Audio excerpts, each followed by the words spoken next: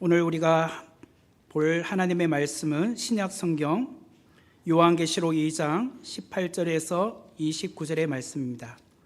제가 갖고 있는 성경으로는 401페이지 요한계시록 2장 18절부터 29절의 말씀입니다.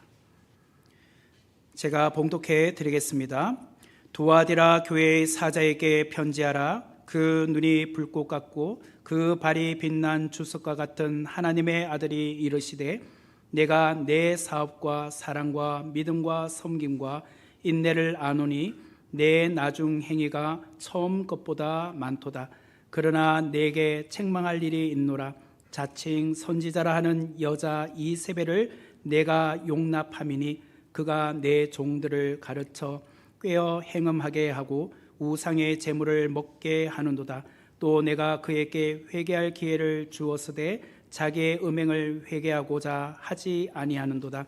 볼지어다 내가 그를 침상에 던질 터이요 또 그와 더불어 간음하는 자들도 만일 그의 행위를 회개하지 아니하면 큰 환난 가운데에 던지고, 또 내가 사망으로 그의 자녀를 죽이리니 모든 교회가 나는 사람의 뜻과 마음을 살피는 자인 줄 알지라. 내가 너희 각 사람의 행위대로 갚아주리라. 두아디라에 남아있는 이 교훈을 받지 아니하고 소위 사탄의 깊은 것을 알지 못하는 너희에게 말하노니, 다른 짐으로 너희에게 지울 것은 없노라. 다만 너희에게 있는 것을 내가 올 때까지 굳게 잡으라. 이기는 자와 끝까지 내 일을 지키는 그에게 만국을 다스리는 권세를 주리니 그가 철장을 가지고 그들을 다스려 질그릇 깨트리는 것과 같이 하리라. 나도 내 아버지께 받은 것이 그러하니라. 내가 또 그에게 새벽별을 주리라. 귀 있는 자는 성령이 교회들에게 하시는 말씀을 들을지어다. 아멘. 요한계시록 2장 18절부터 29절의 말씀을 중심으로 있는 것을 굳게 잡으라 라는 제목으로 귀한 은혜를 나누겠습니다. 오늘 이 시간에는 요한계시록에 나오는 소아시아 7교회 가운데 네 번째 교회입니다. 두아디라 교회입니다. 우리가 요한계시록 2장과 3장에 걸쳐서 7개의 교회가 나오는데요, 그 중에 이 7개의 교회 가운데 그 편지의 내용이 가장 긴 것이 오늘 우리가 살펴보게 되는 두아디라 교회입니다. 그만큼 주님께서 두아디라 교회에 하실 말씀이 많았던 것 같습니다. 그런 의미를 가지고 오늘 우리가 두아디라 교회를 살펴보기를 원합니다. 먼저 우리가 두아디라라는 도시에 대해서 살펴보도록 하겠습니다. 화면을 보시면 이 두아디라라는 곳은 터키인데요, 튀르키예라고 하는 그 소아시아 지역에 동그라미로 표시되어 있는 곳입니다. 에베소, 서머나, 버가모, 이 세 개 교회를 우리가 이미 살펴보았죠. 그것은 해변가인 에게해를 중심으로 해변 쪽에 위치하고 있다면, 두아디라 교회는 조금 더 내륙으로 들어가 있습니다. 버가모에서 남동쪽으로 65km 정도 떨어져 있는 곳입니다. 그리고 현 지명으로는 아키사르라고 합니다. 이곳은 저 동쪽에서부터 외세가 많이 침공해오는 그런 내륙 지역에 있다 보니까 로마의 군인들이 주둔했던 지역이 바로 이곳 두아디라라고 합니다.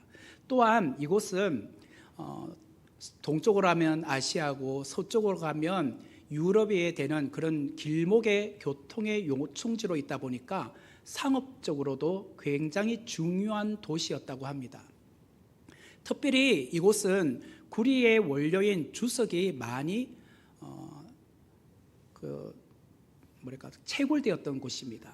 그러다 보니까 이곳에서 그 주석을 많이 캐내게 되었다고 해요.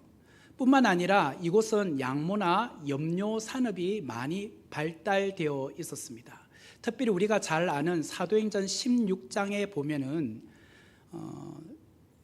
바울이 그 제2차 전도 여행 때에 소아시아에서 에게해를 건너 마게도냐로 건너갔죠. 오늘 마게도냐를 말하면 그리스 땅입니다. 그곳에 가서 첫 번째 도시인 빌립보에 갔었을 때에 그곳에 안식일이 되었는데 회당이 없어서 강가에 가서 기도를 하게 되죠. 그때 강가에 나와 있었던 여러 명의 여인들을 만나게 됩니다. 그 중에 한 여인이 누디아라는 여인이었습니다.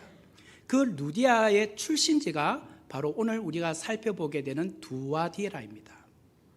이곳에서 염료가 많이 발달하다 보니까 아마 누디아는 자기가 배우고 익힌 그 염료 기술을 가지고 빌립보라는 곳에 와서 장사를 했던 것 같아요. 그래서 어느 정도 부를 축적하게 된 여인이 누디아라고 할 수 있습니다. 이처럼 두아디라는 염색 공업이 활발하게 또 되다 보니까 업종의 같은 종사자들끼리 상업조합을 갖게 되었습니다. 그것을 흔히 길드라고 합니다. 그런데 이러한 이 길드라는 조합, 상인조합에 가입이 되어 있지 않으면 그들은 장사를 원활하게 할 수가 없었습니다. 문제는 이러한 길드라는 친목단체가 우상숭배와 음란한 파티를 일삼다 보니까 그곳에서 참 그리스도인으로서 살아가기가 쉽지 않았다고 합니다. 뿐만 아니라 두아디라는 제우스의 아들이라고 하는 태양신 아폴로를 섬겼던 곳이 이곳 두아디라입니다. 제우스의 아들 아폴로를 섬겼던 곳입니다. 이런 곳에 예수님께서 자신을 다음과 같이 소개합니다. 18절의 말씀을 보면 두아디라 교회의 사자에게 편지하라. 그 눈이 불꽃 같고 그 발이 빛난 주석과 같은 하나님의 아들이 이르시되, 주님은 오늘 두아디라 교회에게 이렇게 자신을 묘사합니다. 그 눈이 불꽃 같고 그 발이 빛난 주석과 같은 하나님의 아들이다. 먼저 예수님은 자신을 그 눈이 불꽃과 같다라고 합니다. 불꽃과 같다라는 말은 달리 말하면 통찰력, 전지성을 말하죠. 주님은 우리의 모든 것을 꿰뚫어 보고 계시는 분이라는 것입니다. 이 내용을 우리가 또 알 수 있는 것이 23절의 말씀에 의하면 나는 사람의 뜻과 마음을 살피는 자인 줄 알지라라고 합니다. 주님은 어떤 분이시냐? 우리의 마음과 생각을 살피시는 분이라는 거예요. 우리가 다른 사람은 속일 수 있을런지 모르지만 하나님의 아들이신 예수님은 절대로 속일 수 없죠. 그것처럼 주님은 불꽃과 같은 눈으로 우리를 다 꿰뚫어 보고 계십니다. 오늘 여러분들이 이 자리에 예배를 드리고 계시는데 어떤 마음을 가지고 예배를 드리고 있는지 우리의 마음의 중심까지도 다 보고 계시다라는 거예요. 그뿐만 아니라 예수님은 빛난 주석과 같은 발을 가지고 계시다라고 합니다. 주석이란 말이 아까 전에 제가 말씀드렸듯이 구리의 원재료인 주석을 말하죠. 마찬가지로 주님은 오늘 주석, 이곳 산지가 있는 이 주석이라는 단어를 가지고 주님께서 주석과 같은 발을 갖고 계시다라고 말씀을 하세요. 주님은 곧 원수들을 발로 밟는 심판주로 내가 이 땅에 왔다, 그 주님이 말씀한다라고 표현을 하고 있습니다. 더 나아가서 예수님은 하나님의 아들이라고 18절이 말합니다. 좀 전에 제가 말씀드린 것처럼 이곳은 제우스의 아들인 아폴로를 섬겼던 도시라고 했습니다. 제우스의 아들 너희들이 섬기느냐? 나는 하나님의 아들이다, 이렇게 묘사를 하는 거예요. 결국은 주님께서 이 두아디라 도시가 갖고 있는 성향을 너무나도 잘 아셨던 거예요. 이곳은 아까 말한 것처럼 구리의 원재료인 주석의 산지이며 또 제우스의 아들을 믿는 이 도시였기 때문에 그것을 한 단어 한 단어를 가지고 주님께서 자신을 묘사하는 것이죠. 나는 빛난 주석과 같은 발을 가지고 있다. 그리고 나는 제우스의 아들이 아니라 하나님의 아들로서 이 땅에 왔다라고 말씀을 하고 있는 것입니다. 이처럼 예수님은 두아디라 도시에 사는 사람들이라면 누구나 쉽게 이해할 수 있는 단어와 용어를 가지고 예수님 자신을 묘사하고 있습니다. 그런데요, 이런 예수님께서 오늘 우리에게 먼저 칭찬의 말씀을 알려주고 계십니다. 우리가 7개의 교회를 다 살펴보게 되겠지만 이미 살펴본 교회들도 먼저 주님께서 자신을 묘사하시고 그 다음에 칭찬의 말씀을 하셨죠. 오늘도 이 두아디라 교회를 향하여 주님은 먼저 칭찬의 말씀을 하십니다. 19절의 말씀을 보면 내가 내 사업과 사랑과 믿음과 섬김과 인내를 아노니 내 나중 행위가 처음 것보다 많도다. 여기 보면 사업이라는 것이 있죠. 사업이란 것은 흔히 우리가 일반적으로 생각하는 비즈니스 사업을 말하는 것이 아닙니다. 여기서 말하는 사업은 교회 안에서 하는 사역을 말합니다. 나는 네가 교회 안에서 하고 있는 사역을 잘 감당하고 있는 것을 안다라고 말씀을 하세요. 근데 그 사역을 어떻게 감당하고 있었느냐? 사랑과 믿음과 섬김과 인내로서 그 사역을 감당하고 있었다는 거예요. 이처럼 두아디라 교회는요, 주님을 위한 사역을 감당하고 있음에 의해 보면은 그는 실제로 주님의 사랑을 갖고 섬기고 있었다는 거예요. 뿐만 아니라 그들은 그냥 추상적인 믿음이 아니라 구체적으로 실천하는 믿음으로 살아가고 있었다라는 거예요. 또한 그들의 섬김은요, 너무나도 본이 되고 있었습니다. 그리고 주님을 향한 그 간절한 마음을 갖고 지금까지 인내하며 견디고 있는 신앙인들이었다는 거예요. 이처럼 그들은 주님을 향하여 한결같은 마음으로 사랑과 믿음과 섬김과 인내를 가지고 지금까지 주님의 사역을 감당하고 있었습니다. 더 나아가서 이 교회는 내 나중 행위가 처음 것보다 낫다라고 말씀을 하세요. 여기서 말하는 내 나중 행위라는 것도 사역을 말합니다. 너는 이전에도 사역을 참 잘 감당했지만 그전보다도 지금 너가 하고 있는 이 사역이 더 많구나 라고 말씀을 하세요. 이게 무엇이냐면 예를 들자면 이런 거예요. 정기적으로 그들은 과거에 노인정을 섬겨왔다. 가서 방문하고 구화원에 가서 방문하고 그렇게 꾸준하게 해오던 사역이 있을 거 아닙니까? 그것이 지금도 여전히 꾸준하게 한결같이 그 사역을 하고 있다는 거예요. 오늘 우리에게도 참 본이 되는 교회가 아닌가라는 생각이 듭니다. 예를 들자면 이 두아디라 교회를 오늘 우리의 실정에 맞춰서 본다면 어떤 교회는 가난한 자들을 돕는 그런 사역을 잘 하는 교회가 있습니다.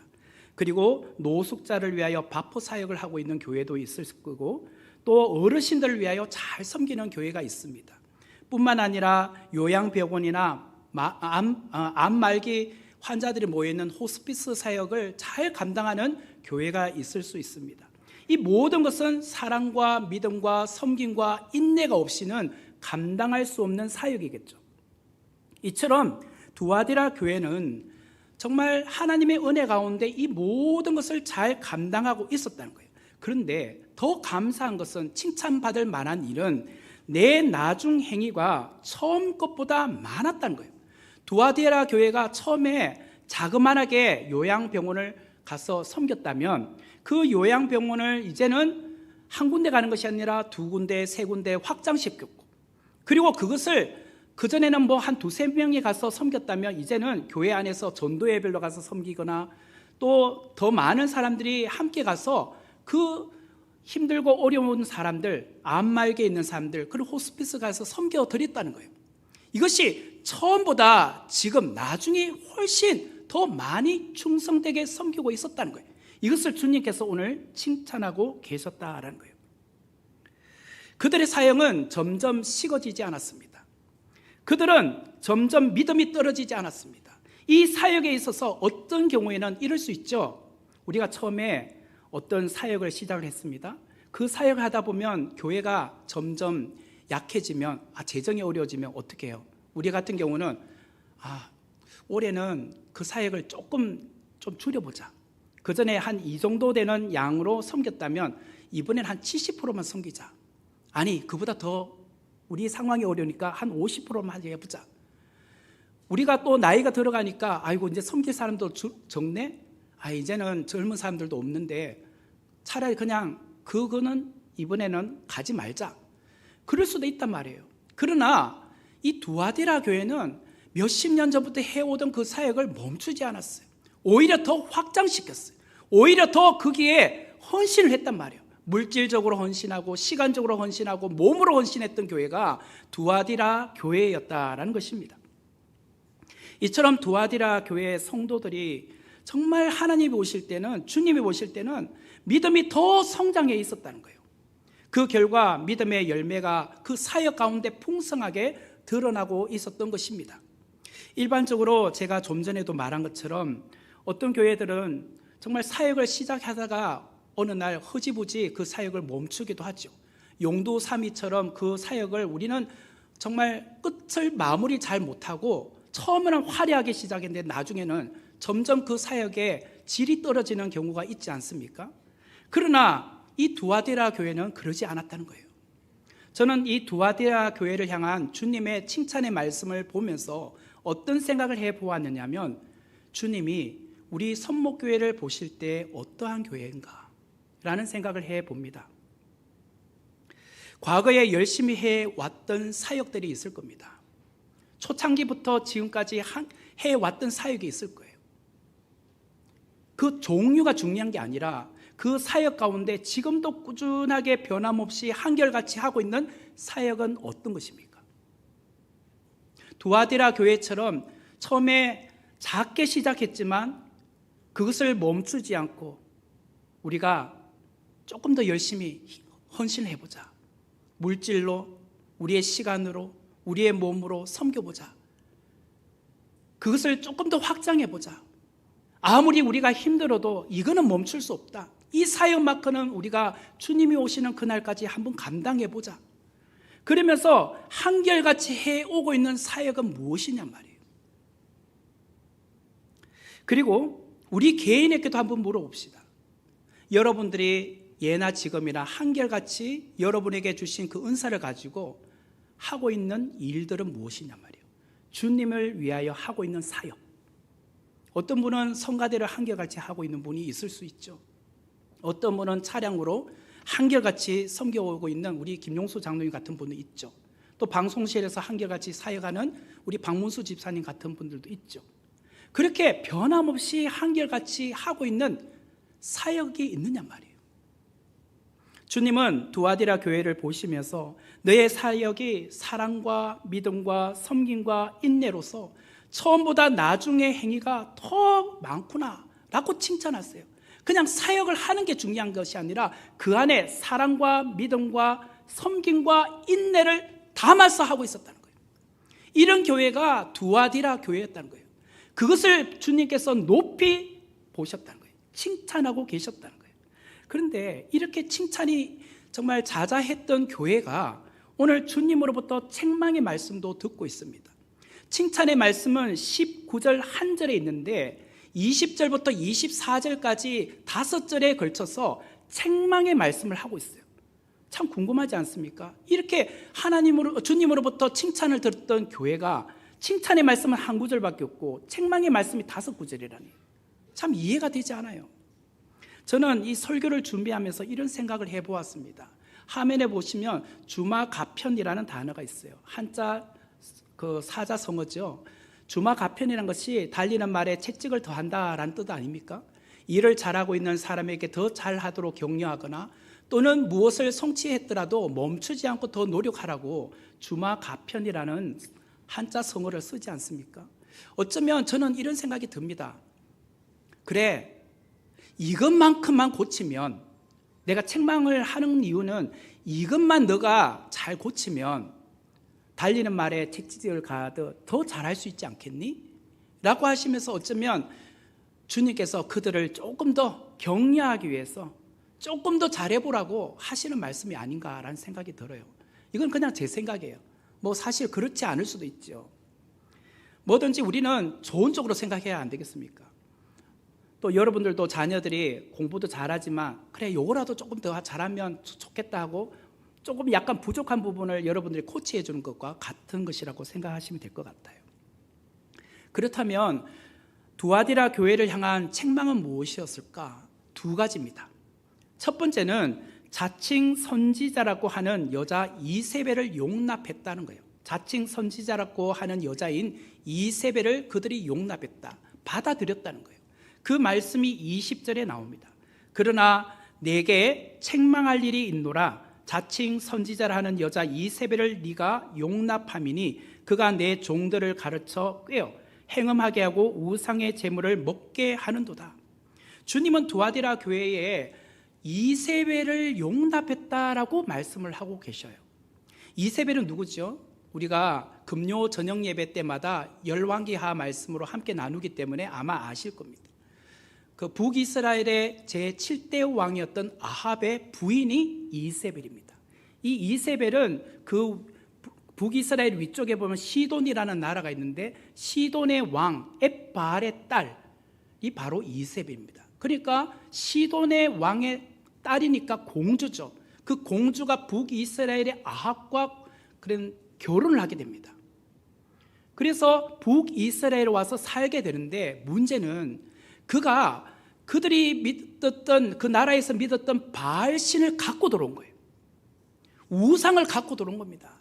자기만 믿은 게 아니에요. 북이스라엘 모든 백성들에게 바알을 숭배하도록 만들었던 장본인이 누구냐? 이세벨이었다는 거예요. 그로 인해서 온 북이스라엘이 우상 숭배하게 된 거예요. 특히나 더 중요한 것은 그 당시에 선지자였던 엘리야 선지자를 핍박했던 사람이 누구냐? 이세벨이었다는 거예요. 이처럼 두아디라 교회는 여자 이세벨을 용납했습니다.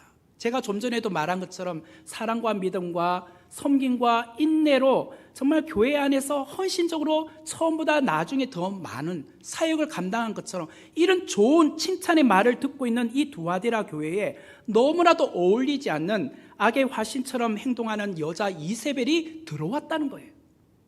그녀는 아마도 미모가 출중했던 것 같습니다. 너무나도 이뻤던 것 같아요. 그런데 재력도 있었습니다. 이 곳이 정말 주석이라는 그 산지이기도 하고 염료가 발달된 곳이라고 했지 않습니까? 그 사업으로 어쩌면 부를 축적한 것 같아요. 그러다 보니까 이 여인이 교회 안에 들어왔어요. 교회 안에서 여러 가지 사역을 하고 있잖아요. 이전보다 지금 더 사역을 확장시켰으니까 예를 들자면 요양병원에 가서 섬기는 사역을 이전에는 뭐 2군데 했으면 지금 한 4-5군데 한다 합시다. 그러면 그만큼 교회 재정이 들어가지 않겠습니까? 그때 이 이세벨이라는 자칭 이세벨이라는 사람이 헌금을 한 목돈을 내는 겁니다. 1,000만 원. 뭐 때로는 필요할 때 탁 자기가 이렇게 큰 돈을 내는 겁니다. 그래, 교회 헌금을 하면서 이것으로 요양병원을 가셔서 다 섬겨드리라고. 그런 재력가였던 것 같아요. 그뿐만 아니라 화술이 뛰어난 말을 참 잘하는 여인이었어요. 그래서 그녀는 남들에게 참 잘 또 가르치는 은사가 있었던 것 같아요. 그런데 이세벨이 가리켜서 무엇이라고 하냐? 자칭 선지자라고 말해요. 자칭. 여기서 자칭이란 말이 중요하죠. 자칭이란 것은 공식적으로 인정하는 영적 지도자인 선지자가 아니었다는 뜻이잖아요. 자칭이란 말은. 우리가 금요 저녁 시간에 열왕기하 말씀을 함께 살펴보는데 거기 보면 선지생도, 선지자의 제자들이라는 단어를 우리가 여러 차례 보지 않았습니까? 그리고 뭐 여리고나 베델이나 길갈에 선지자들의 제자들이 그곳에 함께 모여서 생활하는 것을 봅니다. 다시 말하면 그곳에 선지생도들을 위한 학교가 있었다는 뜻이에요. 그 사람들이 모여서 하나님의 말씀을 공부하고 앞으로 선지자로서 또 자기들이 헌신하기 위해서 그곳에서 신학 공부를 하는 거죠. 그런 정규 코스를 받은 사람이 아니었다는 뜻이에요. 오늘날로 말하면 교육부가 인가하는 정규 과정에 신학대학원을 졸업하여서 목사 안수를 받은 사람이 아니란 뜻이에요. 일반적으로 목사가 되기 위해서는 이런 과정들이 있습니다. 한번 설명을 드려볼게요. 일단 기본적으로 4년제 일반 학교를 나와야 됩니다. 일반 대학을 나와야 됩니다. 뭐 거기에 뭐 신학과를 나와도 돼요. 그렇지만 꼭 신학과가 아니어도 됩니다. 일단은 4년제의 정규 대학을 나와야 돼요. 그리고 나서 3년의 신학대학원을 졸업을 해야 됩니다. 여기까지만 해도 이미 7년입니다. 여기서 이제 졸업한 이후에 강도사고시에 합격해야 됩니다. 그러면 8년이 되죠. 그리고 그 1년 후에 목사고시에 합격을 해야 됩니다. 그럼 9년입니다. 그리고 나서 노예에서 목사 안수를 받아서 목사가 되는 겁니다. 그러니까 최소한 목사가 되려면 대학을 들어가서부터 목사 될 때까지 9년이 걸리는 겁니다. 그것만 그런가요? 뭐 그렇다고 해서 이제 초보잖아요. 뭐 우리 의사들 같은 경우도 바로 뭐 의사라고 해서 우리가 그 사람에게 몸을 맡기기는 쉽지 않잖아요. 인턴 과정, 레지던트 과정을 겪지 않습니까? 목사들도 똑같지 않겠습니까? 처음부터 뭐 그냥 크게 뭐 사역할 수 있는 그런 능력이 있겠습니까? 그런 과정들을 밟는 거예요. 저 같은 경우는 그 9년을 하고 나서도 또 공부를 좀 더 했잖아요. 뭐 가서 또 신학 석사 과정, 박사 과정을 또 했다 아닙니까? 했지 않습니까? 사투리 썼다. 하다 보니까 사투리 나왔네. 네, 그래요. 그러니까 이런 과정들을 밟다 보니까 저 같은 경우는 한 14년, 15년 정도 공부한 것 같아요. 그러니까 이 자칭 선지자라는 것은 결국은 이 정교 코스를 밟지 않은 사람을 말해요. 그러면서 그는요, 스스로 하늘의 계시를 받았다고 말해요. 자신의 화술로 심오한 진리를 가르치며 사람들을 현혹시켰던 사람이 누구냐? 오늘 자칭 선지자라고 하는 이 이세벨이라는 여인이었어요. 24절의 말씀을 보면 두아디라에 남아있는 이 교훈을 받지 아니하고 소위 사탄의 기쁜 것을 알지 못하는 너희에게 말하노니, 24절에 보니까 소위 사탄의 깊은 것, 사탄의 깊은 것, 이게 뭐예요? 자칭 선지자는 거짓 교훈을 교회 안에 와서 유포했다는 거예요. 그래서 이게 사탄의 깊은 것이었어요. 마치 이런 것 같습니다. 나랑 성경 공부하지 않을래? 라면서 접근을 하는 겁니다. 평소 성경에 대해서 궁금증을 가지고 있었던 성도라면 혹하기 쉽지요. 그래서 그 사람하고 성경 공부를 함께 시작을 하는 겁니다. 그러면서 평소 목사님 통해서 들어보지 못했던 그런 이야기를 들어요. 상징적인 숫자나 단어나 어떤 그런 이야기를 들어요. 분명히 목사님한테 한 번도 들어보지 못했던 신선한 거죠. 그 말을 들을 때 새롭게 다가오는 것입니다. 아, 그렇구나. 이렇게 풀어지는구나. 이게 맞는 것이겠구나. 그러다 보니까 그 자칭 선지자는 말도 잘하여 사람을 끄는 매력이 있었어요. 또 계시를 하는 사람이죠. 선지자라고 했으니까 은사가 많은 거예요. 당연히 본교의 목사님보다 더 이렇게 능력을 갖고 있는 사람처럼 보여지는 겁니다.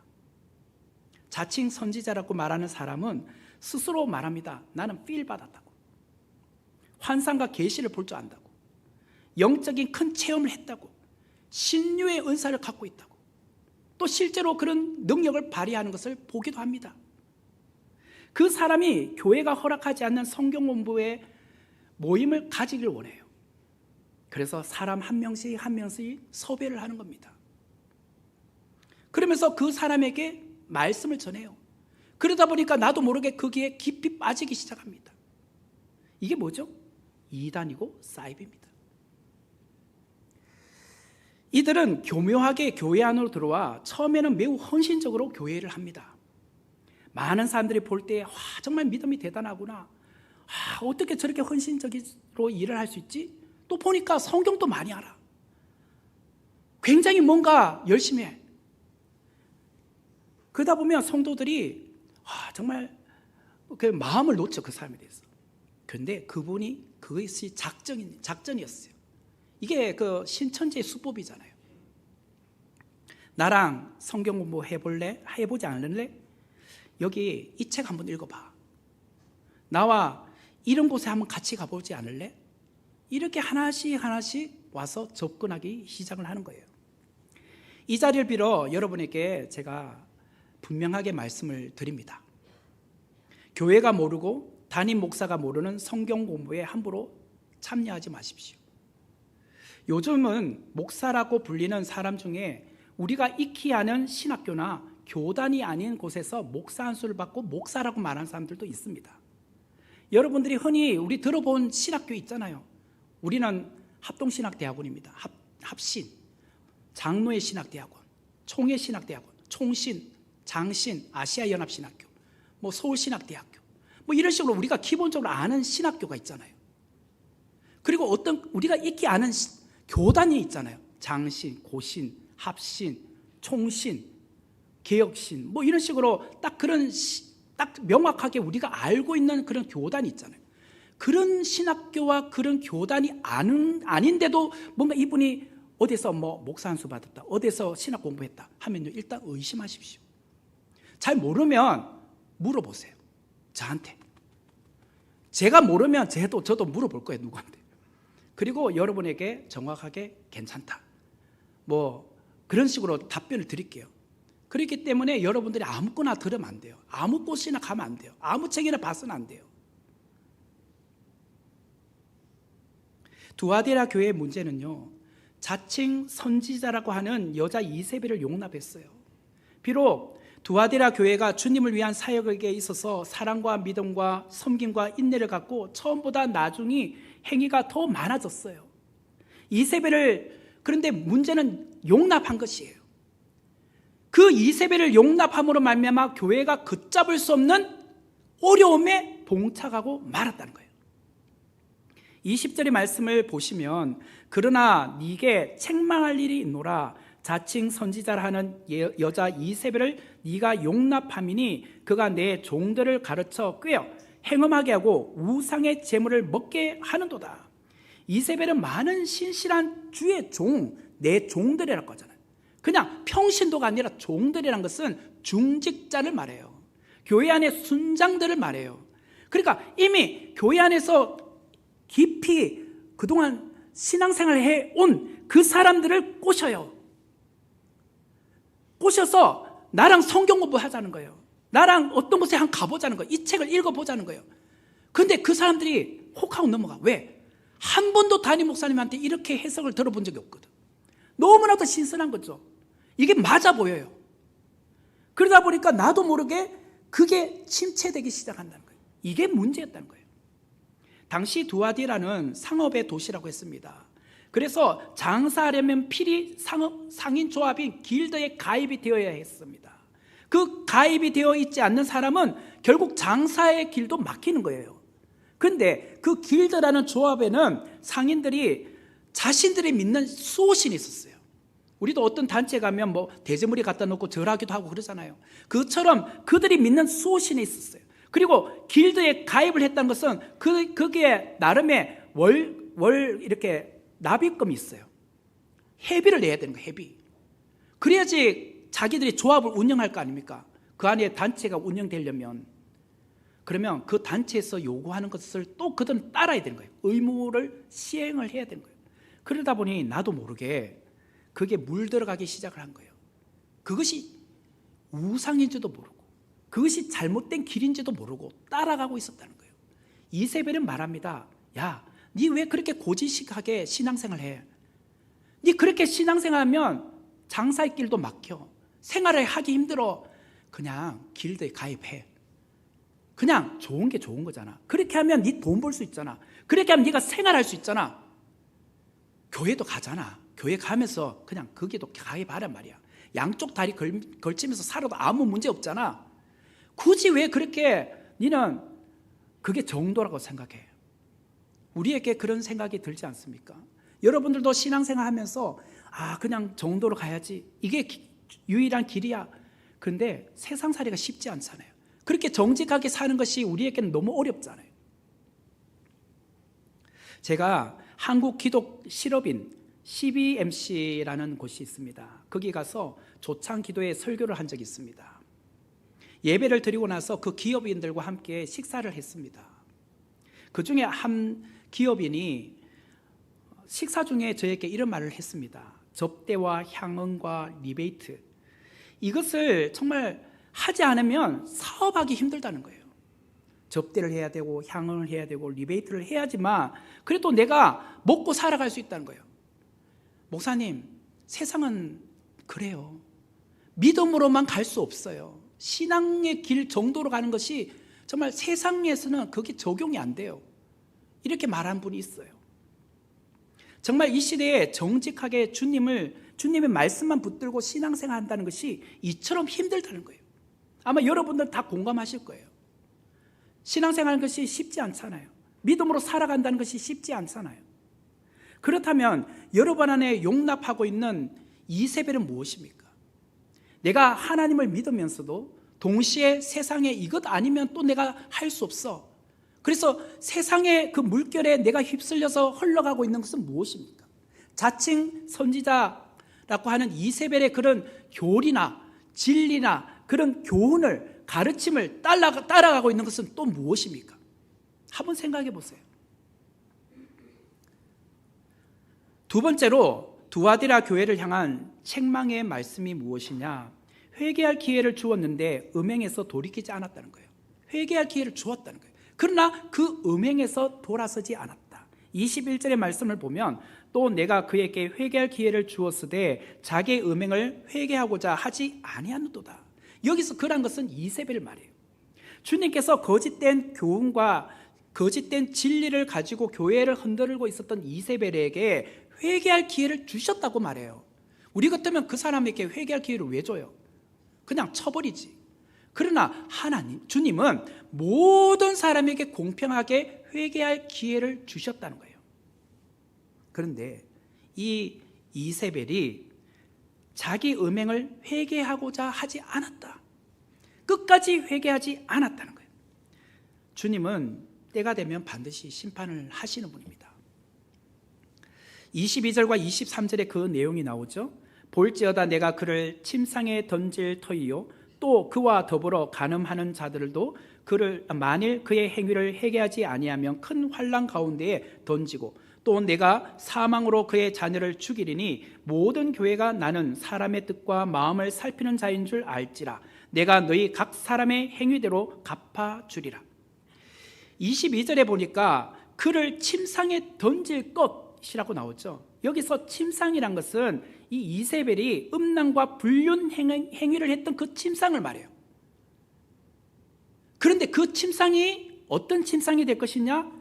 죽을 병으로 네가 드러놓을 침상이 될 것이라는 거예요. 그 자리에서 이제 너는 일어나지 못할 것이라고 말해요. 그런데 23절의 말씀을 보면 내가 사망으로 그의 자녀를 죽이리라. 내가 사망으로 그의 자녀를 죽이리라. 여기서 자녀는 이세벨의 자녀를 말한 것이 아니라 이세벨의 교훈과 가르침을 따랐던 사람들을 말해요. 쉽게 말하면 이단에 빠져있는 사람들을 말해요. 그 사람들도 주님께서 심판하시겠다고 말씀하세요. 여기서 우리가 명심해야 될 말씀이 있습니다. 주님은 사람들을 현혹시킨 이세벨은 당연히 책임을 물으시겠죠. 그런데 더 큰 문제가 이세벨의 잘못된 교훈을 따르는 현혹된 그 사람에게도 책임을 물으신다는 거예요. 이게 더 무서운 거예요. 이단의 잘못된 가르침을 듣고 거기에서 헤어나오지 못하는 사람도 심판을 받는다고 말하고 있어요. 그것이 23절이잖아요. 내가 사망으로 그의 자녀를 죽이리니 또 마지막에 보면 내가 너희 각 사람의 행위대로 갚아주리라. 이단이 나를 깬다고 해서 이단만 잘못한 줄 알았어요. 나는 어쩔 수 없이 그 이단에 현혹돼서 빠졌을 뿐이지. 제가 말했잖아요. 모든 사람에게 회개의 기회를 줬다고. 심지어는 이세벨에게도 회개의 기회를 줬다고. 그 회개의 기회는 이세벨에게만 있는 게 아니라 그 이세벨의 가르침에 빠져있는 사람들에게도 해당됩니다. 하와가 뱀의 꾀임에 빠져서 유혹에 넘어갔잖아요. 그리고 그가 아담 남편에게 와서 이 선악을 알게 한 나무의 실과를 다 먹어보라고 했어요. 분명히 아담은 알고 있잖아요. 선악을 알게 하는 나무의 실과를 먹으면 어떻게 돼요? 반드시 죽으리라. 하나님께서 말씀하지 않았습니까? 그런데도 불구하고 하와가 뱀이 먹어도 안 죽는데 당신도 한번 먹어봐. 실제로 하와가 먼저 먹었을 거 아니에요. 먹어보니까 안 죽잖아요. 곧바로. 독사가 아니었잖아요. 안 죽네? 당신도 먹어봐. 분명히 반드시 죽으리라는 하나님 말씀을 알면서도 먹었어요. 그러면 아담의 입장에는 아내가 나를 꿰어서 꼬셔서 먹었어요. 그래서 면책이 됩니까? 아닙니다. 먹은 것에 대해서는 책임을 물으세요. 결국은 뱀, 하와, 아담 이 세 사람에게 동일하게 하나님께서 그 심판을 내리셨어요. 죄의 심판. 오늘 우리가 명심해야 될 게 이거예요. 나를 죄악 가운데로 넘어뜨리는 사람도 당연히 죄를 받지만, 나를 잘못된 이단으로 빠뜨린 사람도 죄를 받지만, 그게 빠져서 헤어나오지 못하는 사람도 죄를 받아요. 결국 회개하고 다시 돌아와야 돼요. 돌아와야지만 하나님께서 구원해 주신다는 거예요. 그러면 여기에 대한 해결책은 뭘까? 25절의 말씀을 보면 다만 너희에게 있는 것을 내가 올 때까지 굳게 잡으라. 대개 사람들은 단점을 지적하면 장점도 잊어버려요. 장점도 발휘하지 못해요. 주님은 두아디라 교회의 잘못을 지적했지만 동일하게 두아디라 교회가 그동안 잘 해왔던 장점을 너는 굳게 잡으라고 말해요. 그래서 다만 너희에게 있는 것을, 이미 있는 것, 내가 올 때까지 굳게 잡으라고 말해요. 그게 뭐죠? 그동안 주님을 위하여 사랑과 믿음과 섬김과 인내로서 해왔던 사역들, 처음부터 지금까지 해왔던 사역이 있을 거 아닙니까? 그것만큼은 네가 주님이 오시는 그날까지 끝까지 굳게 잡고 가라, 이렇게 말씀하세요. 두아디라 교회는 사랑과 믿음과 섬김과 인내를 가졌던 교회였습니다. 그리고 나중 행위가 처음 행위보다 더 나았던 교회라고 말씀드렸습니다. 주님은 오늘 두아디라 교회에게 기죽지 않도록 말씀하십니다. 그래, 네가 잘했던 장점 있잖아, 네가 잘했던 그 은사 있잖아, 그것만큼은 네가 끝까지 지켜봐.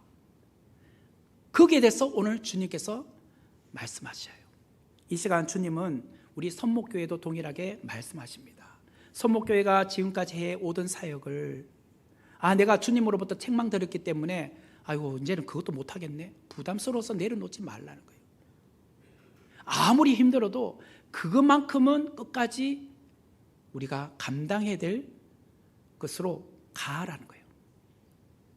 그것은 우리 교회에게만 하는 것은 아니겠죠. 여러분 개개인에게도 동일하게 말씀하고 계십니다. 어떤 성도님들은 사랑의 은사가 있고, 어떤 분은 섬김의 은사, 어떤 분은 행정이나 기도나 가르침이나 긍휼이나 또 건물 수리나 어떤 것을 만들기나 운전이나 찬양이나 방송 영상이나 여러 가지 면에서 각자에게 주신 은사가 있습니다. 그 은사를 가지고 지금까지 교회에서 사역하고 계실 겁니다. 그런데 주님으로부터 책망 들었다고 해서 이제는 그거 못하겠네요, 내려놓으시겠느냐 말이에요. 아니에요. 주님이 오시는 그날까지 그건 굳게 붙들라고 하셔요. 그래, 네가 잘한 그거는 네가 끝까지 해야지. 우리가 앞에 4대 교회, 그 빌라델비아 교회에서도 말했잖아요. 서문화 교회구나. 서문화 교회에서 말씀드렸죠. 끝까지 충성하라고. 그 말씀처럼 오늘 이 두아디라 교회도 내가 올 때까지 굳게 잡으라고 말씀하세요. 대신 이세벨의 화려함이나 기교나 탁월한 화술이나 거칠애나 그 여자가 갖고 있는 은사나 재력에 대해서는 너무 부러워하지 마. 그거는 그 사람의 몫이고, 내가 너에게 준 장점 있잖아, 너에게 준 은사가 있잖아, 달란트가 있잖아, 그것만 열심히 주를 위해서 사용해봐. 그것이 작은 것이어도 괜찮습니다. 성가대 대원들이요, 작은 것이어도 끝까지 충성하십시오. 그걸 하라는 거예요. 지금 그때 주님께서 약속을 하세요. 26절에서 28절의 말씀을 보면 이기는 자와 끝까지 내 일을 지키는 그에게 만국을 다스리는 권세를 주리니 그가 철장을 가지고 그들을 다스려 질그릇 깨트리는 것과 같이 하리라. 나도 내 아버지께 받은 것이 그러하니라. 내가 또 그에게 새벽별을 주리라. 주님은 이기는 자와 끝까지 내 일을 지키는 자에게 두 가지를 주시겠다고 말씀하세요. 첫 번째는 철장 권세를 주시겠다. 두 번째는 새벽별을 주시겠다는 거예요.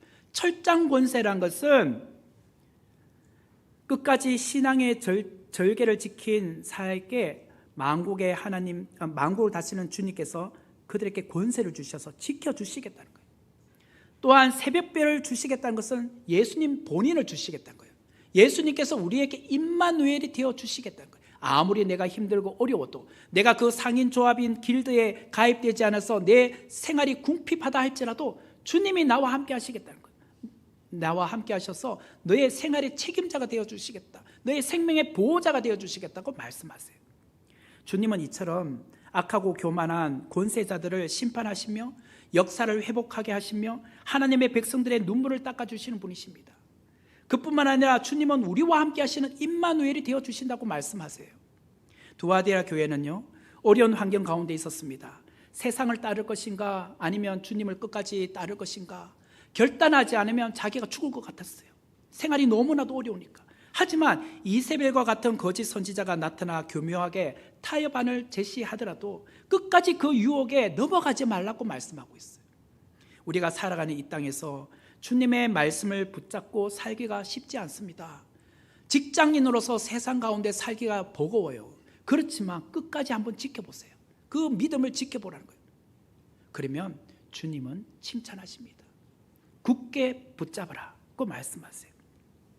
주님은 열방을 치유하시는 분입니다. 주님은 언젠가 다시 오셔서 교회는 진리를 고수하고 믿음을 지킨 그 교회를 주님은 칭찬하시고 끝까지 그 믿음을 지킨 성도들을 주님은 칭찬하실 거란 말이에요. 그러므로 거짓과 탐욕이 가득한 이 세상에서 우리는 어떻게 살아야 될까? 거룩한 신부로, 흰옷 입은 주의 순결한 백성으로 살아야 되지 않겠습니까? 이것이 오늘 이 두아디라 교회를 통하여서 있는 것을 굳게 잡으라고 하신 주님의 말씀이었습니다. 우리 모두가 이 말씀에 명심하여서 정말 끝까지 우리에게 주신 이 은사를, 달란트를 주님을 위하여 쓰임받는 자가 되기를 주의 이름으로 축원합니다. 같이 기도하도록 하겠습니다. 은혜로우신 하나님 감사합니다. 오늘 우리에게 주신 이 귀한 말씀에 우리가 늘 순종하며 주신 말씀에 의지하여 우리가 한 걸음 한 걸음 내딛어 가는 자 되게 하여 주옵소서. 예수님의 이름으로 기도하옵나이다. 아멘.